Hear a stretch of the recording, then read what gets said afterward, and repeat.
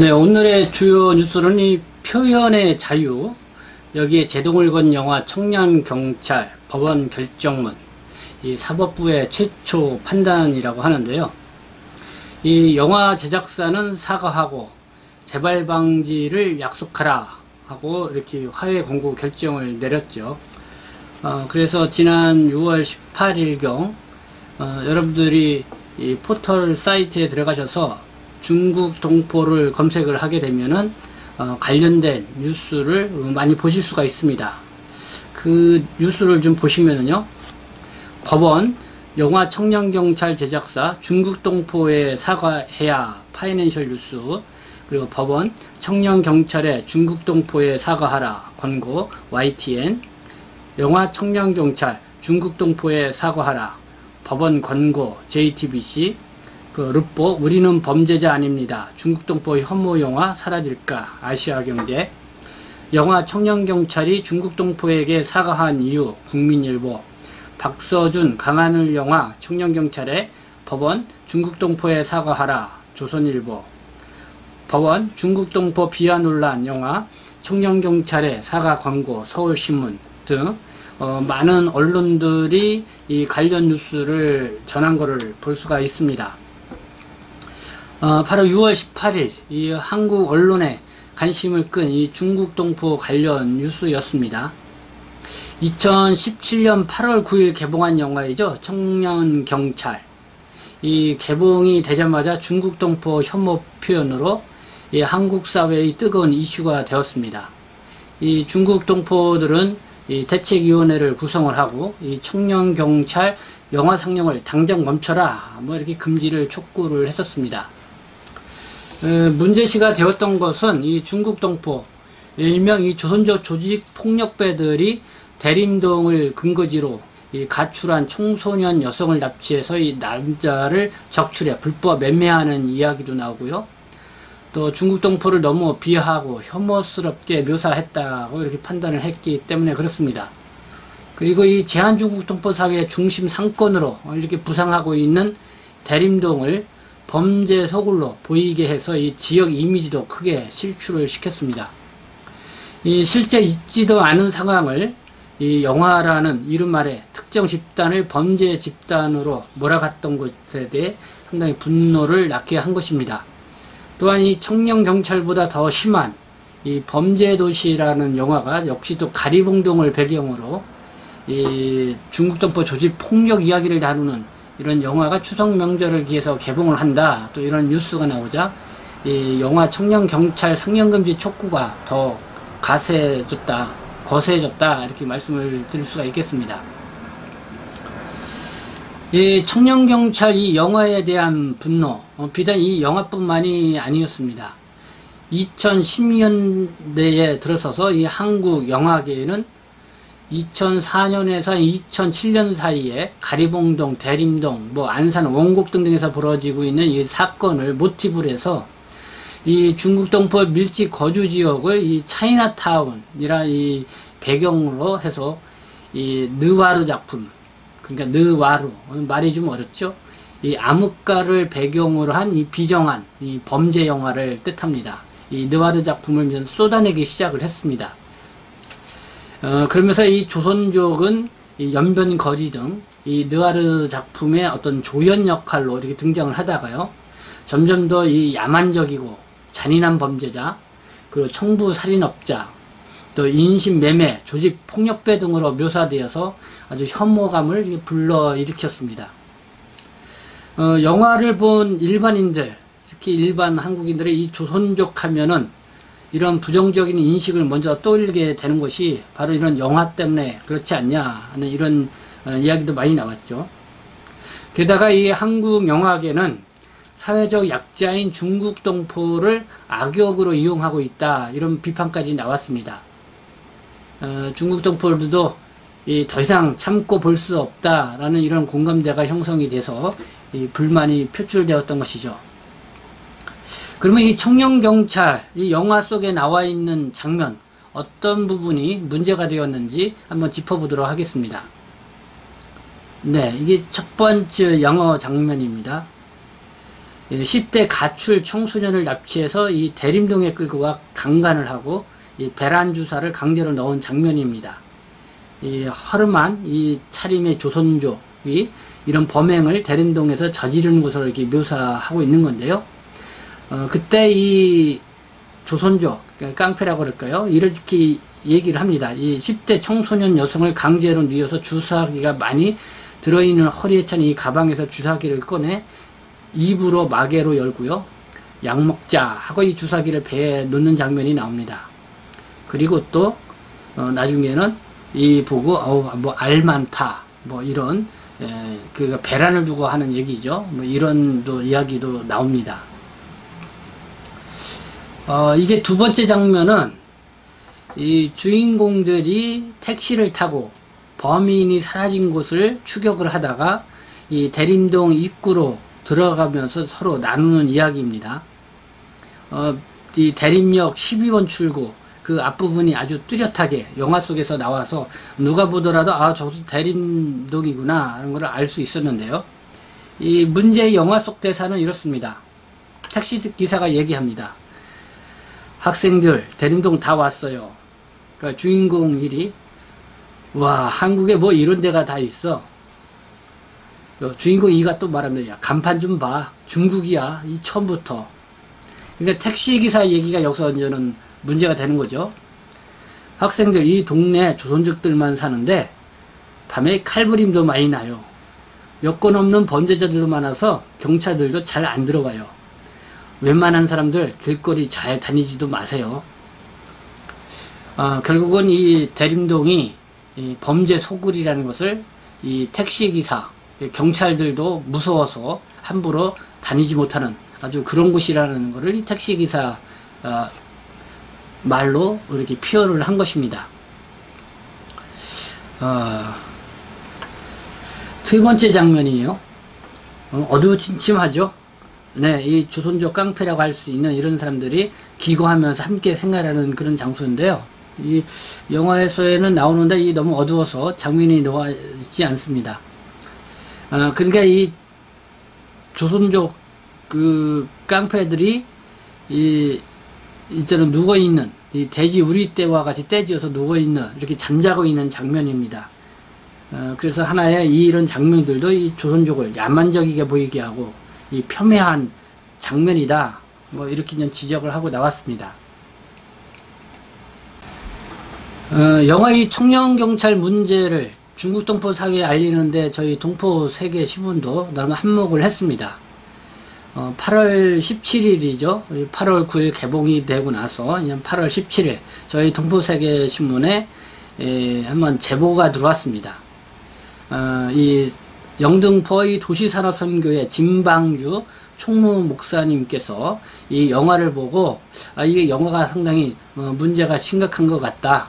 그래서 이거를 동포사회에 알려서 뭔가 좀 대책을 논의해야 되지 않냐 하면서 저희 신문사에 제보를 주어가지고 제가 인터뷰를 하게 됐습니다. 그래서 영화 이 청년경찰 대림동과 중국동포를 지나치게 범죄 집단으로 몰아갔다. 중국동포 관련 단체들이 나서서 상영금지 시켜야 하는 이런 제목으로 기사를 게재를 했었습니다. 그리고 다음날 18일날 역시 그 범죄도시라는 영화가 또 추석 명절에 또 개봉을 발표하는 뉴스가 게재가 됐습니다. 그래서 이 뉴스를 보고 이 동포세계신문에서는 한국 영화가 중국 동포 사회를 망친다. 이 청년 경찰 이어 범죄도시 이 추석 명절 개봉 발표의 경악, 이 대림동 중국동포 밀집 상권거리와 조선족 범죄 집단화 이미지에 불만이 커질 듯 하면서 두 번째 기사를 게재를 하게 된 것입니다. 동포세계신문 온라인 사이트에 접속을 하시게 되면은 이 기사를 보실 수가 있습니다. 그래서 한번 여러분들이 한번 보시면 또 좋겠고요. 이 기사가 나가면서 이 중국 동포 단체장들이 그냥 긴급 대책 회의를 갖게 됐고요. 그래서 이 중국 동포 다문화 지역사회와 함께하는 한국영화 바로세우기 범국민 대책위원회를 결성을 해서 대응하기로 했습니다. 그리고 이제는 8월 28일 2017년이죠. 오후에는 청년경찰 영화에 나오는 이 대림동 거리에서 영화 청년경찰 상영금지를 촉구하는 기자회견을 가졌습니다. 그래서 이거를 시작으로 본격적인 대책위 활동을 시작을 했는데요. 그리고 제작사를 항의 방문을 하기도 했고요.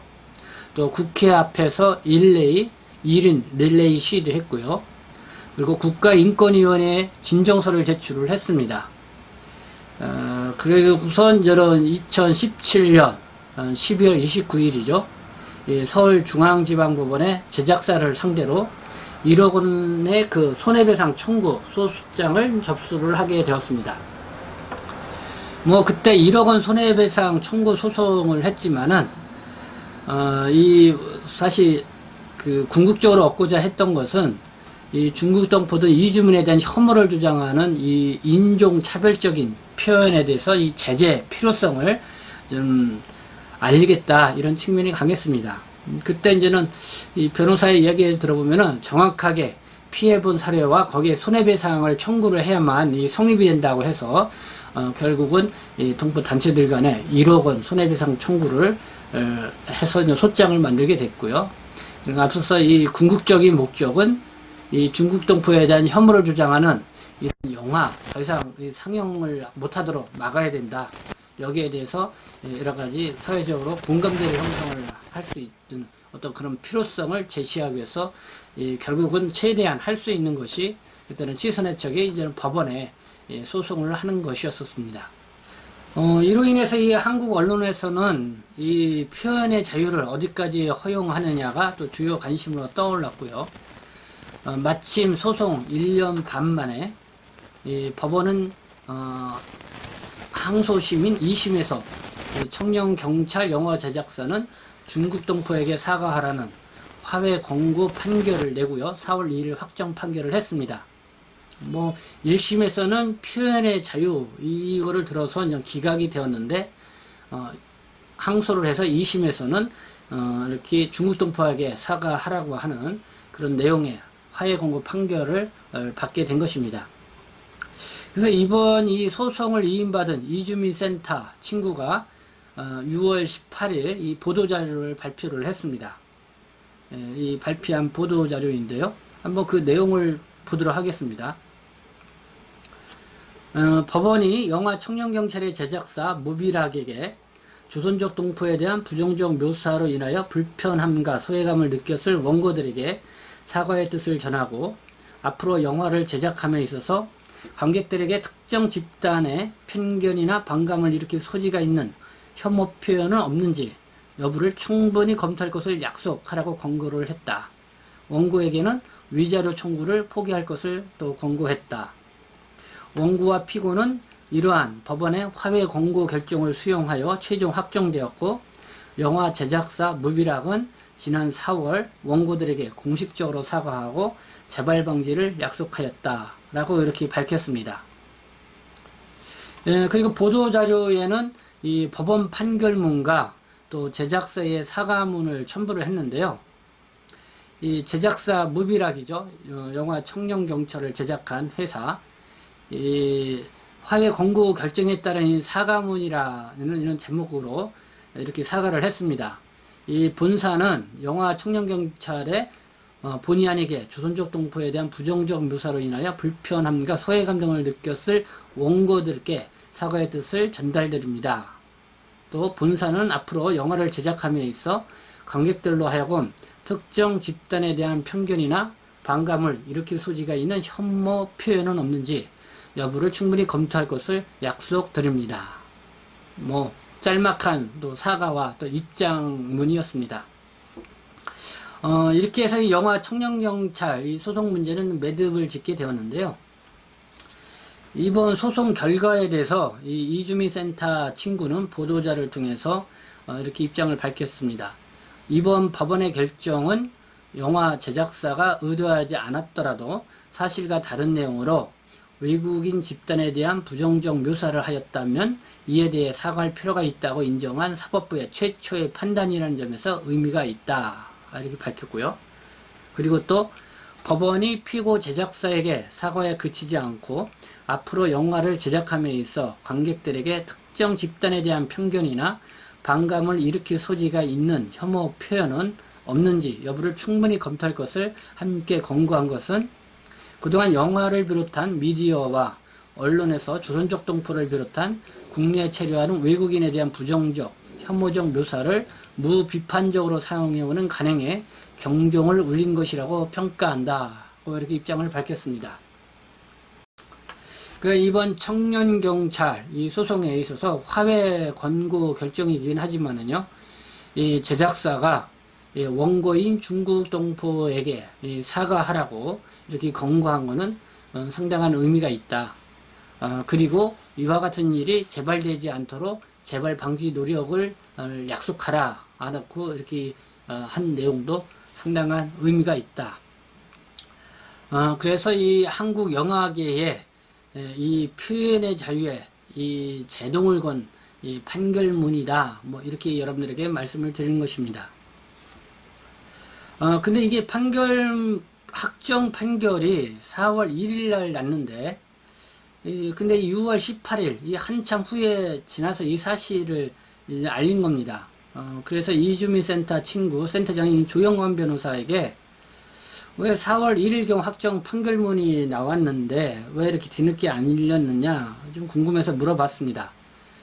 그러니까 이렇게 대답을 했습니다. 이 4월 1일경 확정 판결문과 제작사 사과문을 받았지만은 당시는 이 코로나19 등으로 관심이 그쪽으로 이렇게 쏠려 있었기 때문에 관심을 가질 만한 적당한 시기에 맞춰서 발표하자 해서 그렇게 되었다고 답변을 주었는데요.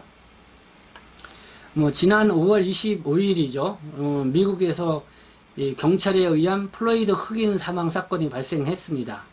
그래서 인종차별 문제로 부각이 됐고 국제사회에서도 인종차별 반대운동이 확대되어 가고 있죠. 이번 영화 청년경찰 이 제작사는 중국 동포에게 사과하라 이 법원 판결 관련 이 보도자료가 배포되었던 6월 18일경 바로 이런 분위기가 잘 맞물려서 한국 언론의 관심을 끌었지 않았나 생각이 듭니다. 이 영화 청년경찰은 젊은 층에게 큰 인기를 얻어서 한 600여만 명의 그 관객을 동원을 했습니다. 그래서 이번 판결 소식이 뉴스에 게재되자 또 많은 네티즌들이 관심을 보였는데요. 그 조선일보에 게재된 기사를 본 한 네티즌의 반응을 보면은 영화는 영화일 뿐인데 법원이 나서서 규제를 하는구나 하는 이런 반응도 있었습니다. 네, 영화이기 때문에 허구의 내용이 있으면은 표현의 자유를 인정을 해 줘도 되지 않냐 하는 이런 의미인 것 같습니다. 그래서 이 법원은 1심에서는 사실 이런 표현의 자유를 인정을 해줘서 어떤 창작의 어떤 그런 예술계의 문화계의 이 표현의 자유를 최대한 보장을 해줘야 된다는, 그래서 1심에서는 기각 처리를 했지만은 결국은 이 영화로 인해서 이 중국 동포들의 마음의 상처, 이 상심이 클 것이라는 것을 법원이 인정을 해주고 결국은 이 영화 제작사가 이 원고인 중국 동포들에게 사과하고 재발을 방지하도록 노력을 하라 이렇게 그냥 권고를 했던 것이죠.